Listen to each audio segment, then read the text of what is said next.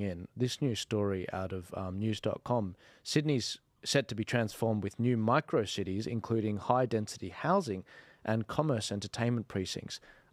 This is going to be how they basically cram everyone into the city. They're doing these mass rule changes where if you're a certain amount of 100 meters within a train station, they're going to automatically upgrade you to Zone 3, Zone 4. Anyone that's been in property development knows what you mean by that. Your classic suburban areas is R2. Anything that's R3 depends on the area, what the definition is, but it's basically high-rise at like around about 8 stories or more. And R4 is like massive, like that's like Parramatta-sized sort of buildings and higher. But they've got these high-growth zones, these micro-cities, what we're calling, so Sydney being the main city, Parramatta being more of like a in-between city between Penrith and the city. These micro-cities centered around these high transport hubs to cram in these 30,000 new homes. These are just the first 3 places of many. Kellyville, Bella Vista, and Macquarie Park. They want to get as many people into Sydney as if it wasn't bad enough, with them reducing the traffic, with the speed, with all of the councils just pulling their heads out of their butts with regards to getting things through with approvals. It's a nightmare. And there is no serious reforms with this. Rather than go out west or north or south, they're not doing any of that. I don't know how to. And again, I'm from property. I have no idea exactly how to fix this housing crisis, but I am very open to anyone that's listening, and you guys on the panel, if you've got any solutions about how to improve this. Yeah, well, again, this just brings back, it's about the 15-minute cities, the smart cities. If you cram that many people in, you can't have them having cars. So again, changing the speed limits, putting them next to train stations, so it forces people onto public transport, allows them to control where they come and go, because the only way is up, because if we go out, which is crazy because our country is so big. What is wrong with creating more cities along our coastline? We've got a massive coastline. There are not that many cities along there. You could easily set up industries and enterprises along our coastline, connected by a highway, connected by trains, get people spread out and create healthy living conditions. But they don't want that. They want people crammed into small spaces. Again, that's, losing our land rights, giving away our land. So cram people into these cities, but if you cram them in, you've got to control how they move. You've got to control where they can come and go. And again, you're going to start seeing a lot more of the smart cameras out there, so they can keep an eye on who's going where. It won't be long before we get the ULEZ cameras that they've got in the UK that are currently causing a lot of problems, because again, making it more and more inconvenient to do anything other than use public transport is what they want to do. The roads would be way too congested if everyone in one of those apartment buildings had a car. So they don't want you to have a car, and I would not be surprised if these buildings aren't built with garages underneath. Oh, absolutely. And look, there's nothing really secret about any of this. This is the thing. I mean, many of us would have heard of the UN Agenda 2030, which is all about creating a new society that is environmentally sustainable, that is meant to be economically responsible, which sort of will probably involve a shift from an ownership economy to a renting and leasing economy.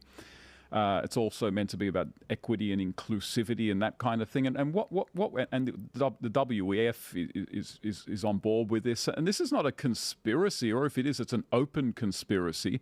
And what you have is these organizations like the UN, the WEF, and they're great networking organizations. And people go to their summits. They get all sorts of ideas, and then they come back to their countries and they meet other people who are interested in these ideas. They attract funding for these ideas, and they start over time rolling them out and implementing them. So a lot of this is part of a kind of international effort, mainly with the justification of sustainability. And it is absolutely about control, because if you're going to demand that people behave in such a way that they are meeting your environmental expectations and your expectations about how they should relate to other people in terms of inclusivity and diversity, then you cannot allow them to be free. because free people don't necessarily conform to your pattern. And so you have to set these rules up for them and basically get them living like little battery hens. There was easier to surveil them. Absolutely. I mean, it's Jeremy Bentham's. There was a very famous philosopher in the 18th and 19th century. His name was Jeremy Bentham, and he designed a prison that only needed one guard. And the design of the prison was that in the center of the prison was one guard. All the prisoners were in a circle. He was in the center, and the prisoners were facing away from him, and no prisoner ever knew when they were being watched. And so they behaved themselves without the need for violence, and they learned to discipline themselves. And that is essentially what modern society has become. It has become Bentham's panopticon, where we never know, we kind of always know we're being watched, and that has just made us docile and used to being told what to do. Oh, I can only drive 30 Ks now. Okay. I guess it's for the best. I'm sure there's some study that justifies it, and I trust the science. I'm not a crazy anti-vaxxer. Yeah, well, it's one of the really clever things, and again, this is one of the reasons the Libertarian Party's running at the council level, is by putting a lot of these smart city, 15-minute city, these zoning changes through the local councils, it brings a lot less scrutiny than if it was being done at state parliament or even federal parliament. Because, you know, a lot of the bills that go through there, if someone sees it like from the right and they're like, hey, what's going on here? They'll bring it up and they'll do some videos and people will start asking questions. It may not stop it or change it, but it makes people become a lot more aware. When things happen at a local council level, you really don't hear much about it. It just kind of happens in the background. There's not as much scrutiny. It's much easier to pass these changes because the state government is supporting it. They want it to happen, but you know, it's like, oh, we're not doing it in effect, even though they're kind of pushing for it to happen. And so before you know it, it's all in place, and suddenly people are like, oh, when did this happen? I don't remember any of this. And as I said, it's a very clever strategy to push it through those local councils because it'll catch a lot of people unaware. So that's, again, you know, one of the reasons we need to get in at all levels, even though local council technically isn't a level of government. It is under the state government. It still is a form of bureaucracy that we need to keep an eye on. That's why we need to, you know, have people that understand what's going on, that care about the community at the local council, at the state and the federal levels. So people need to kind of get in there, be involved and pay attention to what's happening. It's shocking. Like in the time you guys have been speaking, I was just like wanted to write down, okay, because for me, having come from the industry, I'm like, how do we actually fix this? Yeah. And I think you get at least 50% there by diagnosing the problem. And these are just some of the things I wrote down. I will hold a panel on this at some point. Dedicated people, you know, that are actually from the industry that have been in for decades. But you've got state, federal, and local all involved in this. So you know it's going to be stuffed. 3 different sorts of governments. You've got the interest rate problem. You've got the complete building supply chain problem where because of COVID and because of what happened, I saw firsthand in 2020 when I was still in the industry, how expensive things got because we don't make things in Australia anymore. Everything just got way more expensive in terms of building. It completely stuffed up the building supply chain and pipeline. And to make matters worse, we've got the environmentalists that, you know, if they find some kind of frog, it puts everything on hold for months, years, who knows how long. Unless it's for a wind farm. Yeah. Or even like some kind of, you know, some kind of little tree or sprout or something, you know, some herb. You've got the Aboriginal people wanting their piece of the action as well. And it's a complete rort. They find a little, maybe a spearhead or something, I don't know. And they're like, okay, hold everything. On top of that, you've got people that are actually, we've got mass immigration, many of which are driving up the cost of the market, especially the Chinese, God bless their souls. Many of them are fleeing China and trying to find a safe haven for their money. It's stuffing over the young Aussies that have been here forever and their parents have been paying taxes. We've got people moving, hundreds of thousands of them are moving out of Victoria into the northern states, especially Queensland. They're skipping New South Wales. They have that much trauma from COVID. They're moving to Brisbane, buying all these houses, making it harder for people in Queensland that have been paying taxes for generations. On top of that, I'm not done. On top of that, you've got, you know, a whole bunch of people that are actually really unhappy with the market with regards to the quality. We've got builders that are cutting edges because it's scarce. You know, they've had 30 years of uninterrupted economic growth. My dad used to say, you see all these tradies, Joel? He said this in 2016. They're doing well now, but wait till, you know, the crap hits the fan when things aren't so good after the last 30 years. That's when the true, you know, truly successful people are going to come out. I bet that's not even everything. And I don't know how to fix it. I have no idea how to fix it. And I just see you got local, state, and federal, and you can't even get anything passed through local. I mean, you can't even get a swimming pool passed through local. And they don't care. They've got a massive, one of the highest turnover rates in any government level. If you guys have any answers on this... I mean, that's one of the Libertarian Party's policies, is to cut that red tape and the planning requirements and bring it right back, you know, so... Because the whole purpose of the local councils doing this is to benefit the community, not to benefit them. It's not to make things more difficult. It's to create a better environment for the community. So, you know, that's one of the things we need to do. We need to cut that red tape. We need to make it... stop making it so hard for people to do these things, to build these developments, because, you know, as you said, we need them. We're in a housing crisis. We need to get things sorted. Even doing something like putting a granny flat in your backyard because you want to bring some relatives who can't afford to rent or buy at the moment, you can't do it, you know, or not easily.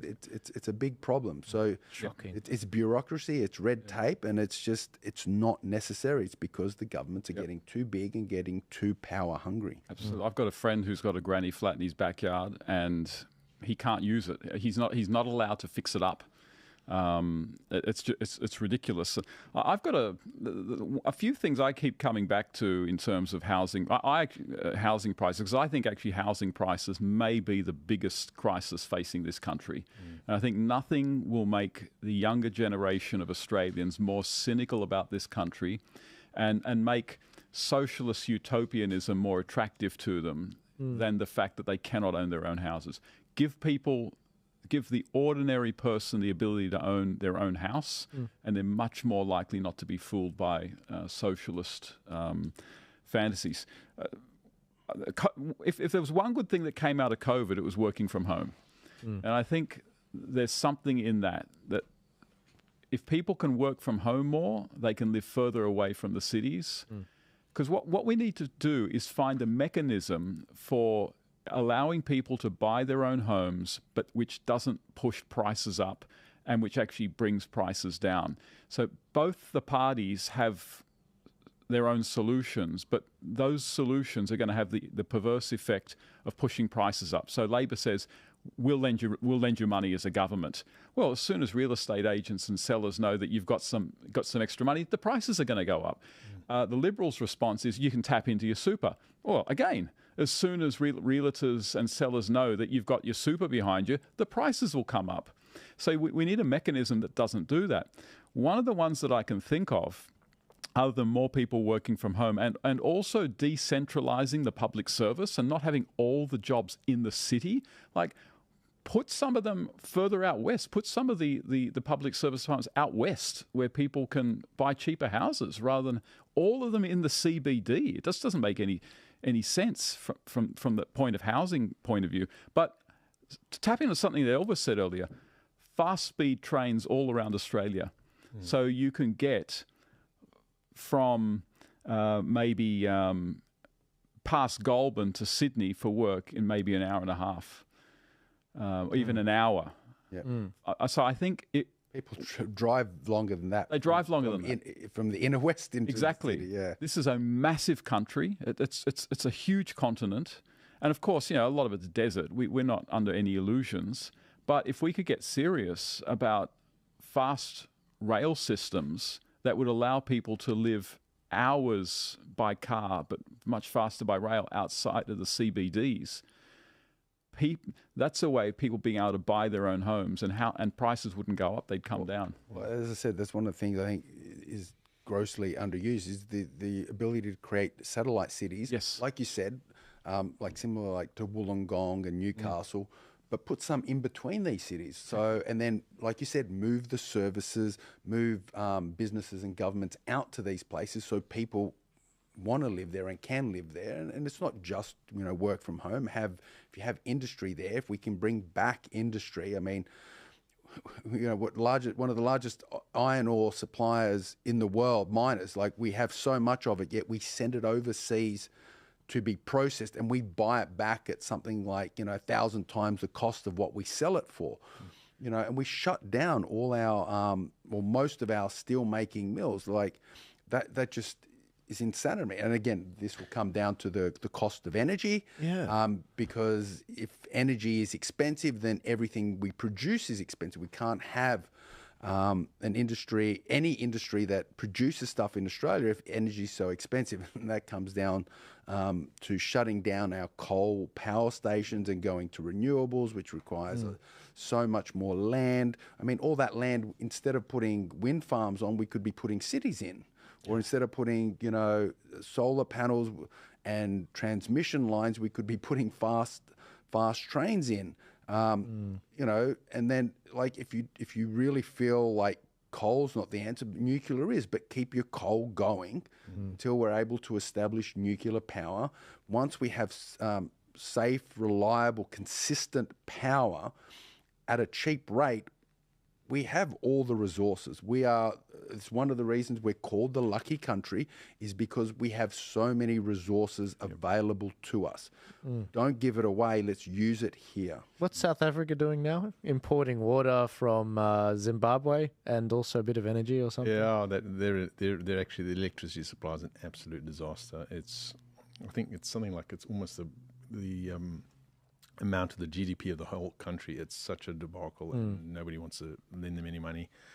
But I think here, Australians, I think, when Tucker came over here, Tucker Carlson, he was just shocked at the price of energy. He's like, and one of the things that came out of that is, that I got out of it, was him saying, Australians just have to say no and demand more and stand up and don't just accept what you're getting handed. And I think that's obviously limiting the amount of people that are coming in is, or controlling it better, which is what we used to do for years. And now it's just the gates open and people are flooding in, the prices are going up. I drove down, we're talking about cities and stuff. I drove into Sydney last week. A friend came down from Brisbane. And I haven't been in the city for ages. Literally, there was you can't park anywhere in the city. The only place you can park is in a Wilkins parking, and it's like $25 an hour. So no one will take a car into there. No.